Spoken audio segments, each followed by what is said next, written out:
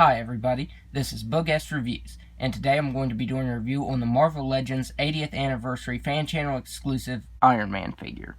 So before we take a look at Iron Man, let's take a look at the accessories that he comes with.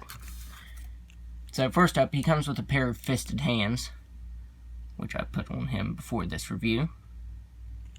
And these are the exact same accessories that he came with in the previous version. The previous version was the red and gold armor from the Black Panther Wave 1. But he has these fists.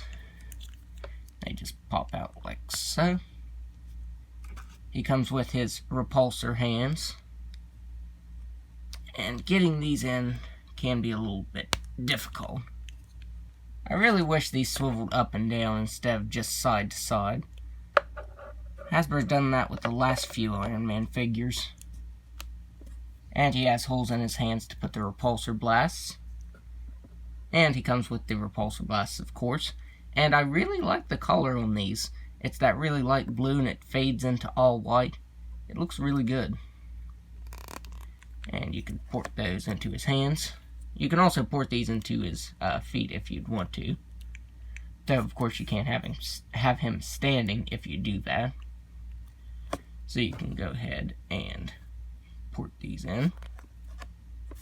And there he has these. And I think these look really good, especially with the dark armor. The light blue blasts look really nice. And now the next accessories, his hands for holding the sword. I can't remember if we've seen them before with anything. I do have my issues with them, which I'll show in just a second. So he does have these open hands for holding his sword. And as you can see, they don't have the that piece of armor on the top of the hand. See, it should have that, and it doesn't. The least they could have done was at least paint it on. I mean, it would have been nice to have it sculpted on there, but no, they didn't do that. So that's pretty irritating that there's nothing there. That's why I said I'm not sure if we've seen these reused before. Because with these hands, they of course have this, so I know they're reused, but these don't, so these could have been used before. And we'll go ahead and put his other hand on there. And for his last accessory, he comes with this sword. And this is what he uses in Invincible Iron Man number 4, I want to say. To my knowledge, this look only appeared in Invincible Iron Man 3 and 4. So yeah, it's kind of odd they made a toy of this since it only appeared in 2 issues. But I mean, it's still a really good figure. By the way, this sword has been reused. It was originally Taskmaster's sword, and it was originally done in a translucent red blade, but now it's done in translucent yellow. And we don't get a Tony Stark head like the previous Iron Man, Invincible Iron Man figure came with. So we'll go ahead and take a look at the head sculpt now. So taking a look at the head sculpt, it looks really nice. It is redone from the previous one, and I will show it side by side here. Let me turn his head up there. So there they are side by side. Now I do really like the paint apps to this one. He has the silver faceplate and the blue trim around it. And the blue trim is actually that face printing tech. It's printed on there. But it looks really nice. And they also cast him in this gunmetal color. This shimmery, kind of marbleized. It's marbleized in some places, but not a lot, but it's done in that shimmery gunmetal color. And it looks very nice. As you can see, this one had some shimmer to it, but you really can't tell until you have it up to the light. But this one, even without the light, you can see it shimmers. And it just looks really nice. And in between all of the armor, we get this blue, this light blue painted on. How it has that glow around it. That's also printed on, the glow to it. But that looks nice.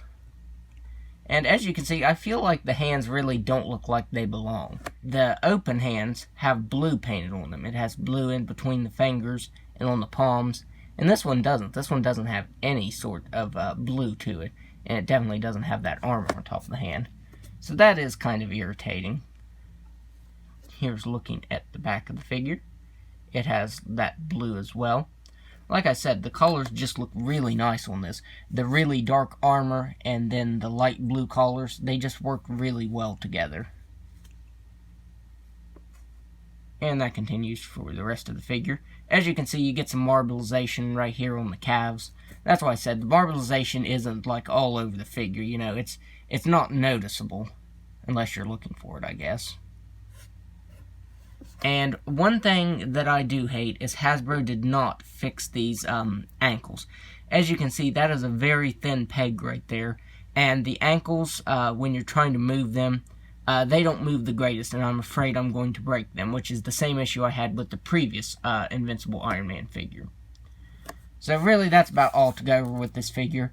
Like I said, it's all a reuse. Still not sure about the hands, but other than that, everything is a reuse. But Hasbro did a really good job with it. I think it looks really good. Like I said, the look isn't, to my knowledge, it's only seen in those 2 issues of Invincible Iron Man. But I'm glad to really have this figure. I was kind of on the fence about getting it at first, but I ended up really, really liking it. So now let's go over the articulation. He has a ball-jointed head that can look back all the way. He can look down all the way. He can move his head side to side. He has ball-jointed shoulders that can move out all the way. He has swivel at the bicep, double-jointed elbow that can bend in all the way. If you wanted to, you can get him resting that sword on his shoulder right there. He has swivel at the wrist that can move side to side and up and down. The alternate pair of fists have the same articulation, and the open hands just swivel side to side, which I really wish Hasbro would give us back the swivel up and down to the repulsor hands, because I would also use them for relaxed hands when I take pictures and stuff like that, and I can't do that anymore. He has an ab crunch that can move back all the way, and as you can see, all the lines are painted clear back in there, so that's pretty good. He can crunch forward all the way. He has swivel at the waist that can move side to side. He has ball-jointed hips that can only move out that far. He can kick forward all the way. He can kick back all the way. He has swivel at the thigh, double-jointed knee, swivel at the ankle. Now here is where it gets a little tricky. Swivel at the ankle that can move down all the way and up. You kind of have to put your thumb there because it wants to move like that and break off.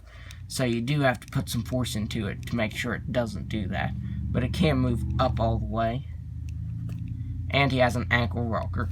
So my only real issue with the figure is that he doesn't have the armor on the tops of his hands, and that Hasbro didn't improve those ankles. So for the only size comparison I'm going to compare him to the regular version, because the ninjas he's fighting aren't the hand. I'm pretty sure they're just normal tech ninjas. That's where he gets this sword from. So there he is next to the first release. And I think I like this version better. I just really like the collars on it. So overall, I'd highly recommend it. Like I said, I was originally on the fence with this figure. I wasn't sure if I really wanted it or not. But after picking it up, I'm very happy that I did, because it's a great figure. Like I said, I do have a couple issues with it, but they aren't anything major. So, that's my review. If you like this review, be sure to hit the like button and subscribe to my channel. Thanks for watching.